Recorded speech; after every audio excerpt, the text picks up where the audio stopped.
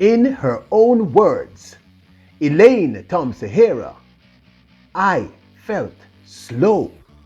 Elaine talks about running 10.54. Welcome back to the channel, people. Welcome back to the channel.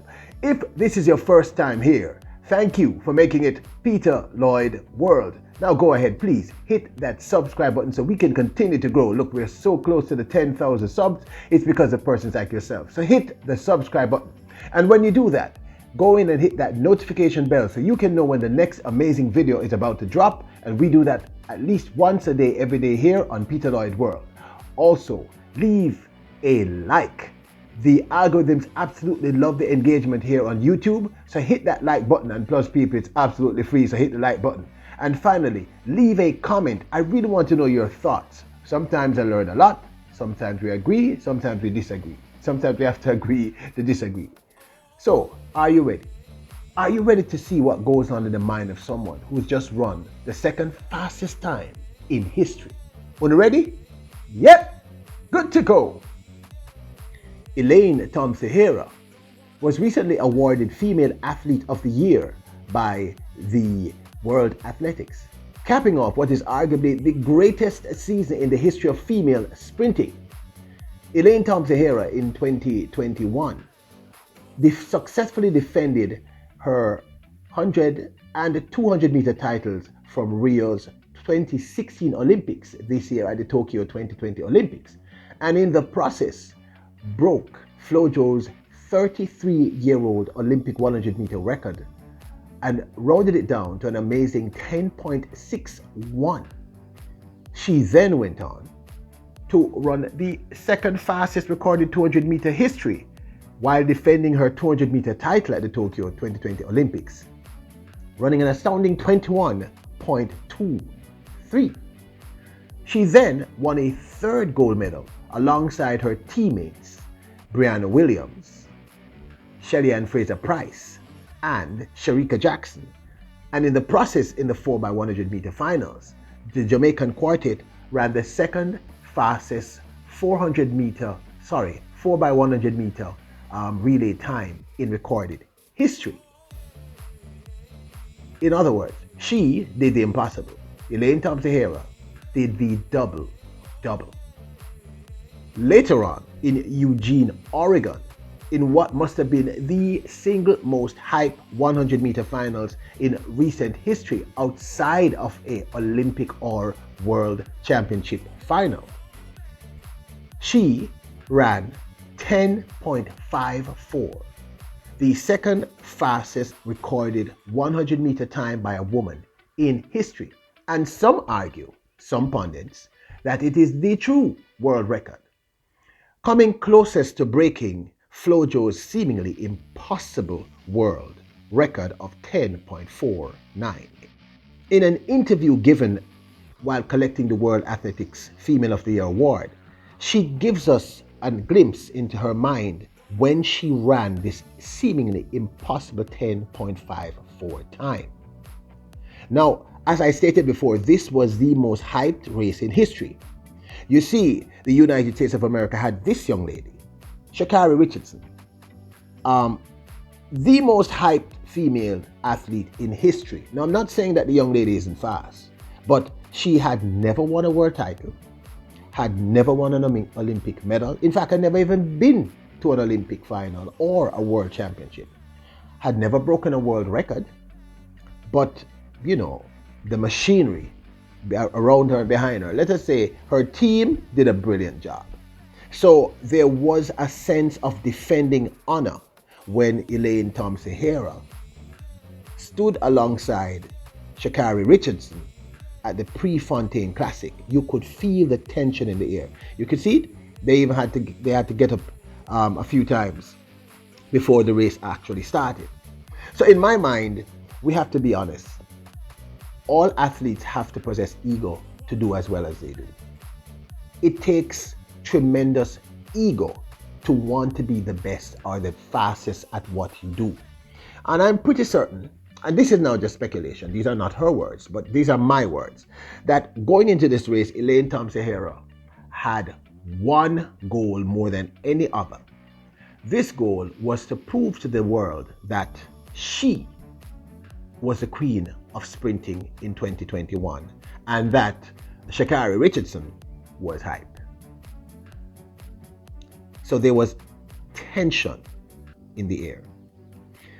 But she says in the first interview, the first thing I want to bring to your attention is she said, when I crossed that line, I did not see that time. And that tells me that the time wasn't relevant to her at that point. All that was relevant to her was winning at the Prefontaine Classic, because for the athlete, especially at the top of your game, your job is to win.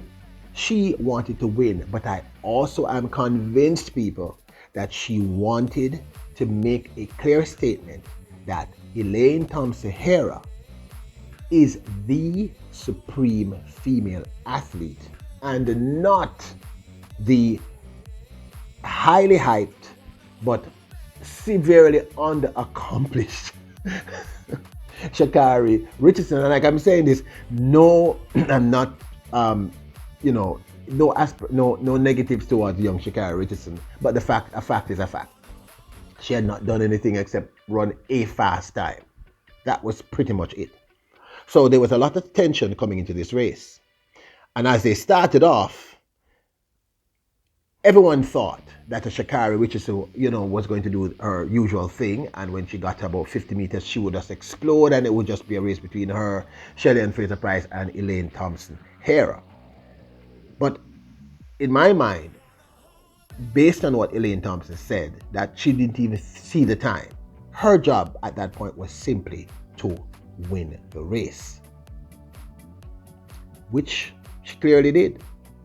I mean, by at least 2 meters ahead of the second fastest woman on the planet, Shelly-Ann Fraser-Pryce, with Sha'Carri Richardson coming, I think, 9th, 8th, according to them. Then she says, this is her own words, I think my homegirl saw the time and she's referring to Brianna Williams. I just showed you Brianna Williams in awe hugging her. She said, I saw Brianna was like this. I didn't pay it any mind until, and again, I'm saying to you, all she was thinking about was winning. So this is her teammates congratulating everybody else. Her focus was, people, just to win the race. Just to win the race, put Sha'Carri Richardson in her place and establish to the world that I am the dominant female at this point in time. It was after all the kerfuffle that this is exactly when she saw that time. I saw that 10.54. And of course, we all remember her screaming. This was so dramatic. But you can understand if you just ran the second fastest time in history. She says, I was sluggish. I felt slow. And I found that really, really interesting. Not only was she not thinking about the time, but she felt slow. She said, I thought that race was not the perfect race for me. I don't know about you, but the mindset of the athlete, if you listen to my videos, you know that I always talk about the mindset, the psychology. Then she says, but it was, meaning she thought it was not a perfect race, but obviously running 10.54, it was a perfect race. Then she says, and based on what I have learned over the years, and by the way, people, I'm doing it this way because I don't want to get striked by YouTube, so that's why we're not showing the actual video. Sometimes, in not the perfect race, you end up running fast. And this is actually the truth. She's not the only athlete I've ever heard say this. But the way in which she expressed it was so obvious and so clear. Her mind was focused on winning and putting Sha'Carri Richardson in place. Now, she has not said that and she's never going to say it in public. But I am telling you, people, I'm sure I'm correct. You imagine accomplishing all this goal and all the media is talking about is some young lady who has never done anything in her life except run 1 or 2 fast times. And the sheer dominance of this, for you to run away from a Shelly-Ann Fraser-Pryce, who by the way ain't no chicken, I mean, who is frightfully fast, and a Sharika Jackson who was flying up there, you can understand why she was so emotional. I think it was a combination of two things. I think initially going through the line, it was just about winning, putting Sha'Carri Richardson in place. She never thought about and she said it based on what she's saying. She wasn't thinking about the time. She actually thought she didn't execute the race properly. She didn't do it the way it should have been done. But then when she saw the time, this expression of sheer emotion, her sitting on the track almost in shock.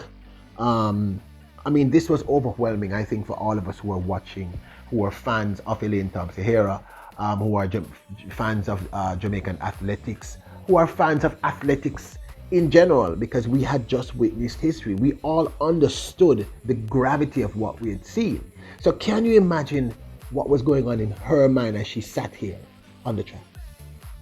What was going in her mind knowing what she had just accomplished? This was just a remarkable moment in history. And I just wanted to walk you through the process of her own words, because often, when we see these things happen, we don't really get an insight into, we don't know what was going on in Flojo's mind.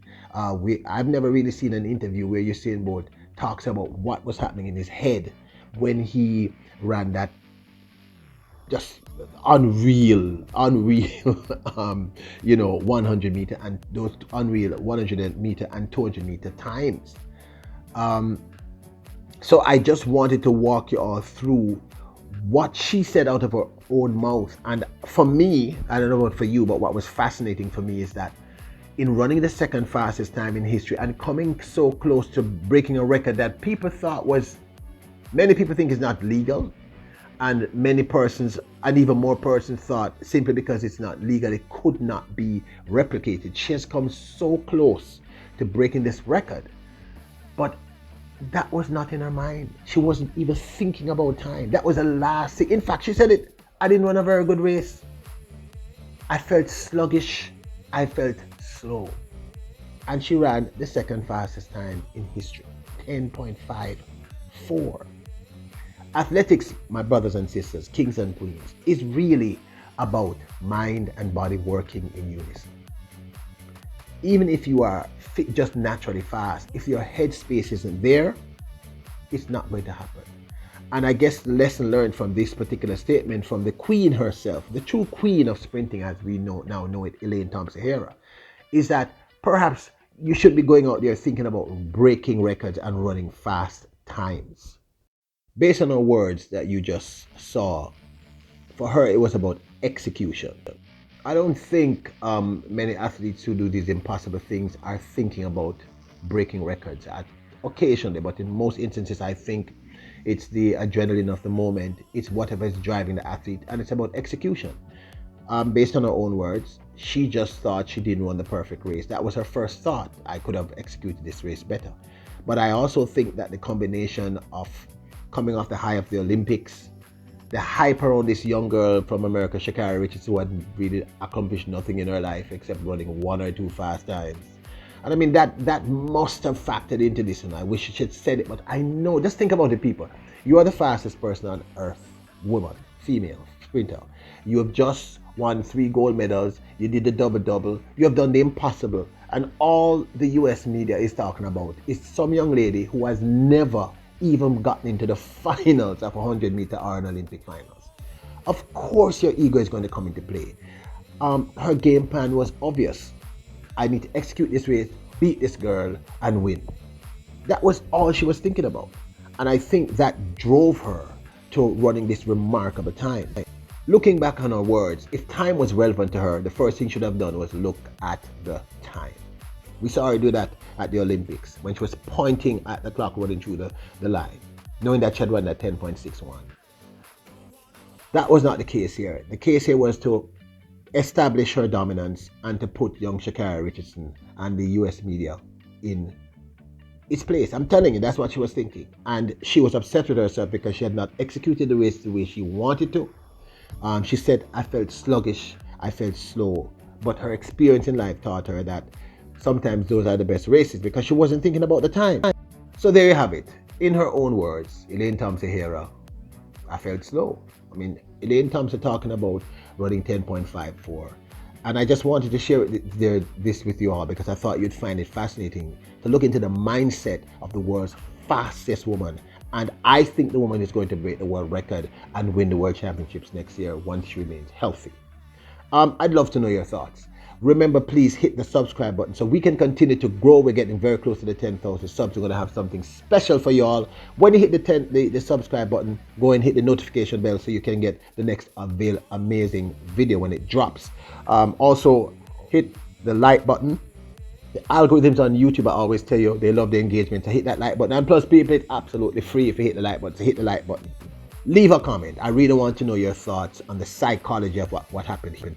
I mean, what do you think? Do you think she went in there thinking about running a fast time? Or do you think I'm right? That this was about putting Sha'Carri Richardson in her place and establishing her dominance as the world's greatest female sprinter of all time? Let me know your thoughts. I really want to hear what you think. Hope you found this as fascinating as I did. You are kings. You are queens. Avoid negative people. Believe in yourselves. And bless up.